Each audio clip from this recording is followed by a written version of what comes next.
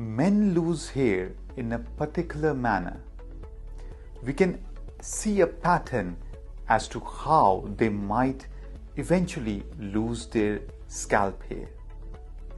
First, it starts with thinning of the hair, and then some might recede their hairline, or they might have the widening of the crown, and in some it just happens together.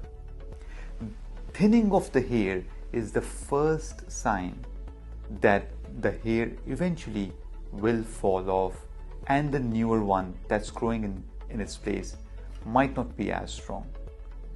The result is eventually the hair follicle dies off and the hairline starts to recede, or the crown starts to get wider. The reason why this happens is because of DHT, which is dihydrotestosterone. To give you an analogy, it's like a weed killer to a plant. If I add a weed killer to the root of the plant, it will eventually start to become thinner, weaker, and it will fall off.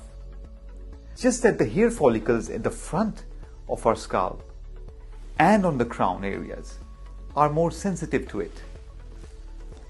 Some men can relate to it because as our age advances, everywhere else, like our eyebrows or our chest hair, they start to get thicker, but we start losing hair on the top of our scalp. So, what can be done? There are medications that can be used to block the effects of DHT and the thinning of hair.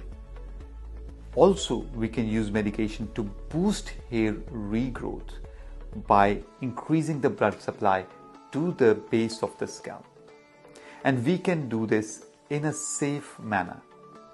There are other treatments like PRP, TET, exosomes, LED therapy, and many others that we can talk about. The take-home message is hair regrowth is possible.